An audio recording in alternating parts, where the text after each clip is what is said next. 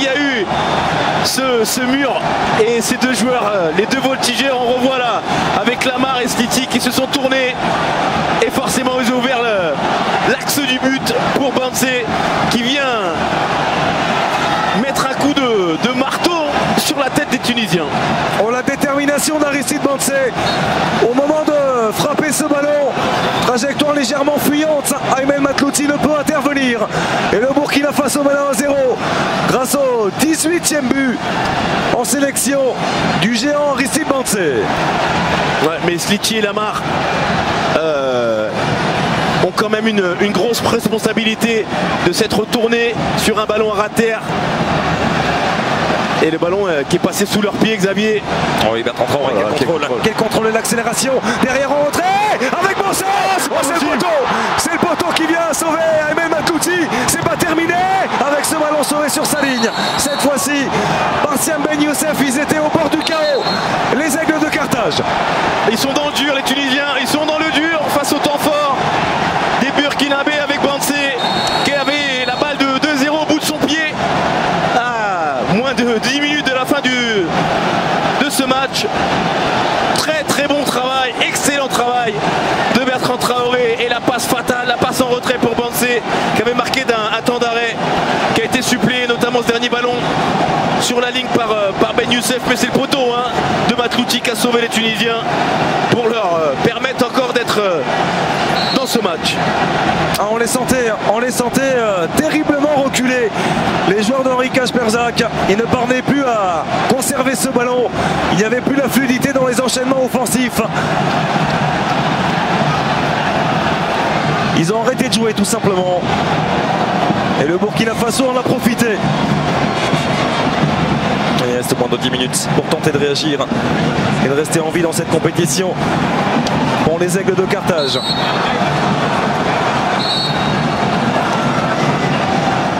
Grâce à une sortie assez hasardeuse, on le voit, c'est un coup de pied arrêté pour les Tunisiens. Perte du duel à la tombée de ce ballon et derrière la flèche de la Koulma qui est allée, qui a profité de la sortie hasardeuse de Matlouti pour aller au bout de son action et avec beaucoup de lucidité comme ça avait été le cas au match précédent. Terminé et quasiment scellé le sort de cette rencontre, Xavier. Et heureusement, on le voit jusqu'au bout. Il ne panique pas. Il y est allé de son plat du pied, sécurité pour ce deuxième but.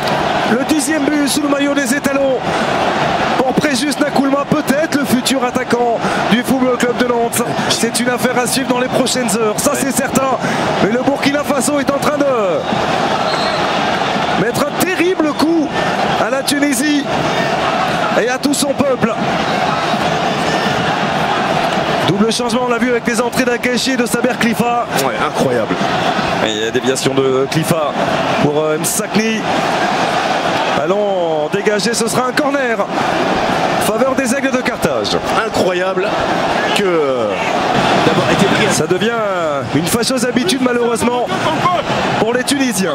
Courte page de publicité, puis on revient bien sûr sur ce premier quart de finale en plateau avec Smaïl Bouabdella et tous ses invités. Puis on se plonge aussi vers le choc de ces quarts de finale, choc annoncé entre le Sénégal et le Cameroun. Ce sera à 20h. Restez bien sûr avec nous tout au long de cette grande soirée et les réactions à venir au micro de l'excellent Julien Chaput. Très belle soirée à vous avec Smaïl et toute sa bande.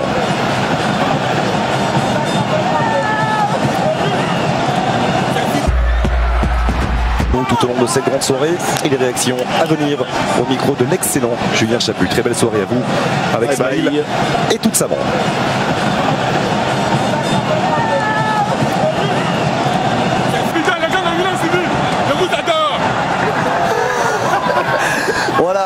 Voilà, Aristide Banse, premier buteur de cette partie.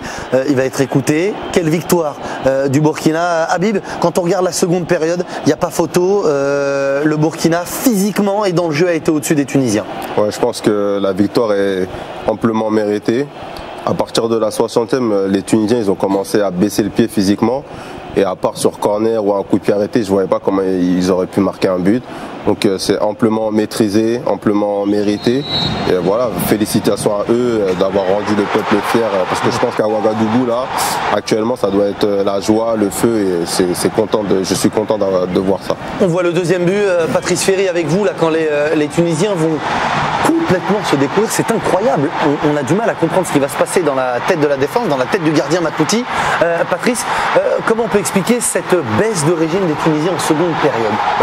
Je dirais pas une baisse de régime, je dirais un manque de montée en régime. Au contraire des Burkinabés. Exactement, les Burkinabés sont restés sur le rythme qu'ils avaient, tout en remettant une petite couche sur la seconde période. Là, il y a une conjoncture, un rythme qu'ils avaient, tout en remettant une petite couche sur la seconde période. Là, il y a une mérité. Et voilà, félicitations à eux d'avoir rendu le peuple fier. Parce que je pense qu'à Ouagadougou, là, actuellement, ça doit être la joie, le feu. Et je suis content de voir ça. On voit le deuxième but, Patrice Ferry, avec vous, là, quand les Tunisiens vont complètement se découvrir. C'est incroyable. On a du mal à comprendre ce qui va se passer dans la tête de la défense, dans la tête du gardien Matouti. Patrice, comment on peut expliquer cette baisse de régime des Tunisiens en seconde période? Je dirais pas une baisse de régime, je dirais un manque de montée en régime. Au contraire des Burkinabés. Exactement, les Burkinabés sont restés sur le rythme qu'ils avaient, tout en remettant une petite couche sur la seconde période. Là, il y a une conjoncture un petit peu de plein de choses.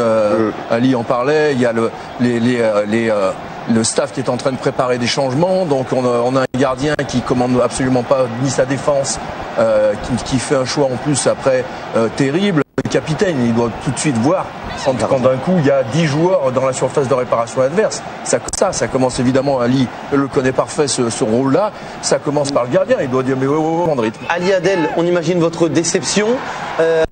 Mais quand on voit cette seconde période, ce non-match pour le deuxième acte des Tunisiens, est-ce qu'on peut regretter quelque chose avec ce qui s'est passé là aujourd'hui, dans ces 45 dernières minutes? Adel, rien à regretter parce qu'on n'a pas joué. Donc, il y a eu le néant total en deuxième période.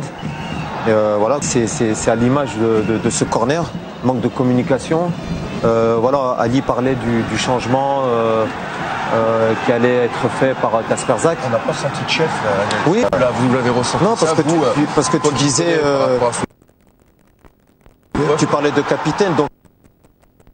Le gars équilibré, quelqu'un peut gagner à quelqu'un. Donc aujourd'hui, je pense qu'on a comprouvé. Pour moi, plus content pour la victoire, c'est la qualité du jeu que cette équipe démontre chaque match. On joue un football très joli, trop pied-papier, contre-attaque, attaque planifiée. C'est un football fantastique. Merci beaucoup Paolo, félicitations en tout cas pour cette partie, bonne chance pour la suite. La satisfaction globale. Et effectivement l'homme qui a débloqué la situation pour le Burkina Faso, pardon. Quelle superbe entrée de votre part Aristide. Bon, je pense que ça fait plaisir de gagner ce soir. Ouais, on savait que c'était le quart de finale aujourd'hui et il fallait qu'une équipe rentre. Voilà. Et nous, on savait que ça n'allait pas d'être non. Voilà, j'étais vraiment motivé aujourd'hui. Et bon, le coach, il a dit qu'il allait changer les 15 dernières minutes qui restaient. Et moi, j'étais préparé. Et en même temps, je rentre, en même temps, je tombe aussi un super coup franc, qui est mon point fort. Et je ne me pose pas de questions, je mets la puissance et le ballon va au point de filet. Et je pense que, ouais, bon pour le groupe, c'est bon. Et maintenant, il va vraiment plus falloir du tout se poser de questions quand on est en demi-finale. L'objectif, forcément, Aristide, c'est d'aller la soulever, cette Coupe d'Afrique. Moi, je pense qu'il faut croire. Je pense qu'on peut gagner. Voilà. Je pense que c'était le match de ce soir qui était important. Et maintenant, ensuite, nous allons nous concentrer maintenant pour la demi-finale, pour tout faire pour gagner ce match. Parce que nous avons fait mieux en 2013, on allait jusqu'en finale, mais on n'a pas remporté. Donc cette année, on doit faire mieux que 2013. On vous le souhaite Aristide, merci et encore bravo pour cette entrée en jeu, bravo. Ouais, Aristide Bancé, le plan global aussi de Paolo Duarte et cette envie maintenant de faire mieux qu'en 2013. On parle pas de demi-finale, on parle de la finale et on parle d'aller la gagner parce qu'ils ont faim. Quelle détermination dans les mots de l'attaquant du Burkina, Habib? Ces mots, ils sont à la hauteur de sa rentrée, plein de détermination. Et aujourd'hui, ils sentent qu'il y a quelque chose à faire, quelque chose de mieux qu'en 2013. Donc tout est possible, tout est permis. Match après match, ils vont y aller et ils vont la gagner. Ils vont la gagner, voilà. Habib, lui, il a dit qu'on allait directement y aller. Bon, les joueurs costauds du Burkina Faso se succèdent au micro de Julien Chaput. Après Aristide Bancé, on va mettre un nouveau client, Julien. Là encore, on va pouvoir déménager si on a des meubles à porter avec Nakoulma.